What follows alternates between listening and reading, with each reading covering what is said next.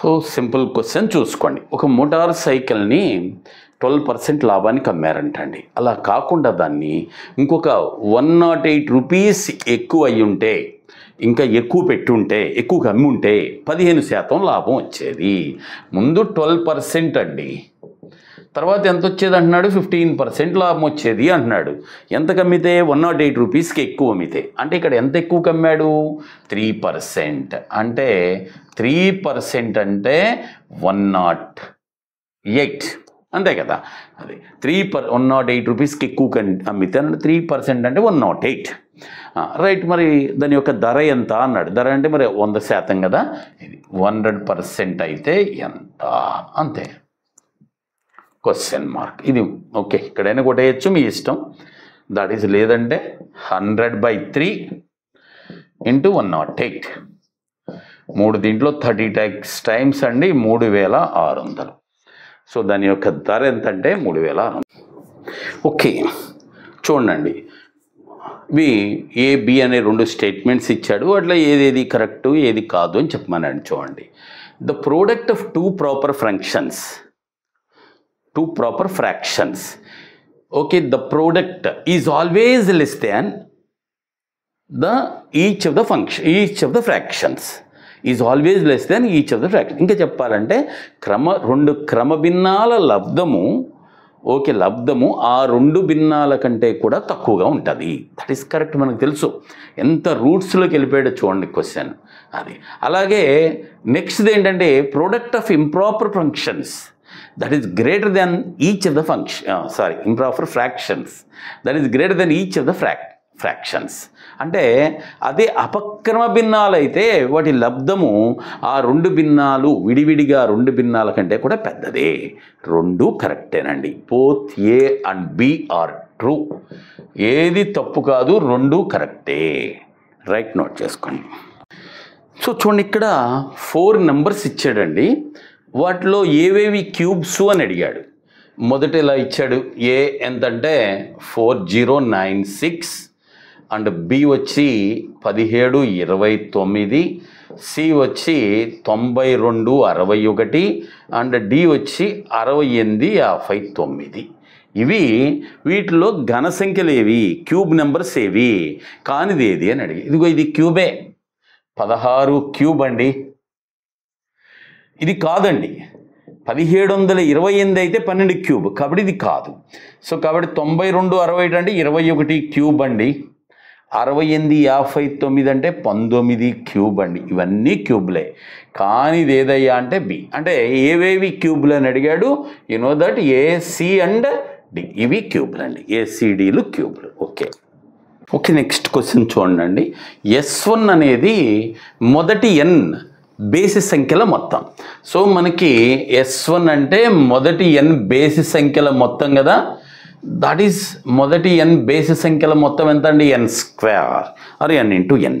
Okay, right. అలాగే S2 అనేది మొదటి n సరి సంఖ్యల మొత్తం. That is n × n+1. అది ఇదైతేనేమో n², ఇది అది n × n, ఇదేమో n × n+1.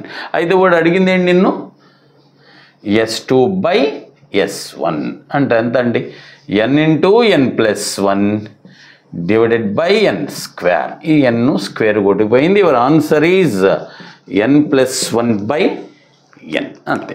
ఓకే, ఇక్కడ చూడండి. రియల్ రూట్స్ ఉన్న ఈక్వేషన్స్ని ఐడెంటిఫై చేయమన్నాడండి. రియల్ రూట్స్, వాస్తవ మూలాలు అంటే B² - 4AC <0 ఉండకూడదు. అది greater than or equal to 0 ఉండొచ్చు. సో రైట్ అండి. దీంట్లో ఏ అంటే ఇక్కడ ఆప్షన్స్ మీరు అబ్జర్వ్ చేస్తే చూడండి, ప్రతి దాంట్లోనూ ఒకటి ఇవ్వాల. అంటే ఒక చోట ABC ఇచ్చి D ఇవ్వాల, ఒకటి ACD ఇచ్చి B ఇవ్వాల, BCD ఇచ్చి A, అలా ప్రతి దాంట్లోనూ ఒకటి ఇవ్వాల. 3 ఇచ్చాడు. అందుకని చూడండి జాగ్రత్తగా. అంటే మనకి ఆన్సర్ ఫైండ్ అవుట్ చేద్దాం. ఫస్ట్ ఏ ఏంటయ్యా అంటే ఇచ్చింది 2x² - 2√2x + 1 = 0. B² - 4AC కనుక్కుందాం. B² అంటే దీనికి స్క్వేర్ 8 - ఓకే 4AB 4 రోళ్ళు 8 దాట్ ఈజ్ 0 వచ్చింది. దాట్ ఈజ్ ఓకే కదండి. మనకేంటి లెస్ దాన్ 0 రాకూడదు. అప్పుడు ఇప్పుడు వాస్తవ మూలాలు ఉంటాయి బట్ సమానంగానే go for this one. Second one ఏమి ఇచ్చాడు? x² plus 4x plus 5 is equal 0.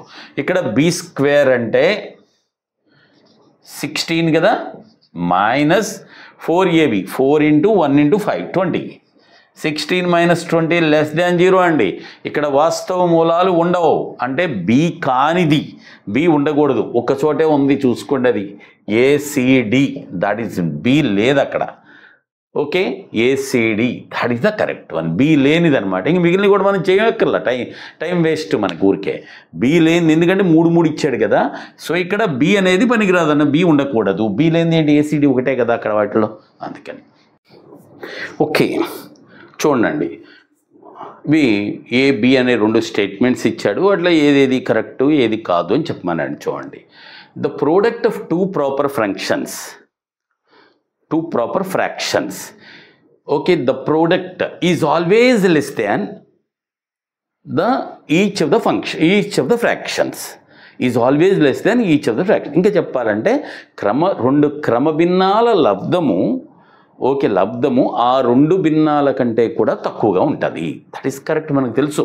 ఎంత రూట్స్లోకి వెళ్ళిపోయాడో చూడండి క్వశ్చన్ అది.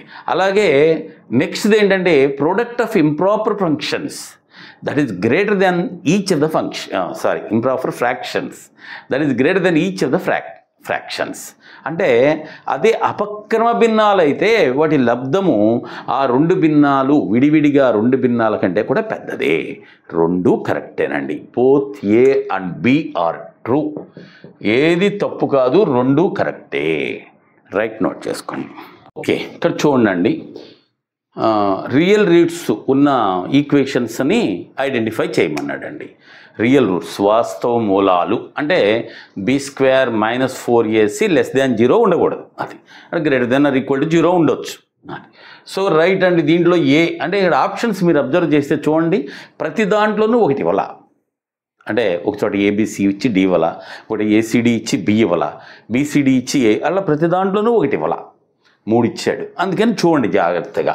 అంటే మనకి ఆన్సర్ ఫైండ్ అవుట్ చేద్దాం. ఫస్ట్ ఏ ఏంటయ్యా అంటే ఇచ్చింది 2x² - 2√2x + 1 = 0. b² - 4ac కనుక్కుందాం. b² అంటే దీనికి స్క్వేర్. 8 మైనస్ ఓకే 4ab 4 రోళ్ళు 8 దాట్ ఈజ్ 0 వచ్చింది. దాట్ ఈజ్ ఓకే కదండి. మనకేంటి లెస్ దాన్ 0 రాకూడదు. అప్పుడు ఇప్పుడు వాస్తవ మూలాలు ఉంటాయి బట్ సమానంగానే go for this one. Second one ఏమి ఇచ్చాడు? x² plus 4x plus 5 is equal 0. ఇక్కడ b² అంటే 16 కదా, మైనస్ 4ab 4 × 1 × 5 20. 16 - 20 లెస్ దాన్ 0 అండి. ఇక్కడ వాస్తవ మూలాలు ఉండవు అంటే బి కానిది, బి ఉండకూడదు. ఒక్కచోటే ఉంది చూసుకోండి, అది ఏసిడి. దాట్ ఈస్ బి లేదు అక్కడ. Okay, ACD that is the correct one. B లేనిది అనమాట. ఇంక మిగిలిన కూడా మనం చేయక్కర్లా, టైం వేస్ట్ మనకు ఊరికే. బి లేనిది ఎందుకంటే 3 ఇచ్చాడు కదా. సో ఇక్కడ బి అనేది పనికిరాదన్న, బి ఉండకూడదు. బి లేనిది ఏంటి? ఏసిడి ఒకటే కదా అక్కడ వాటిలో, అందుకని.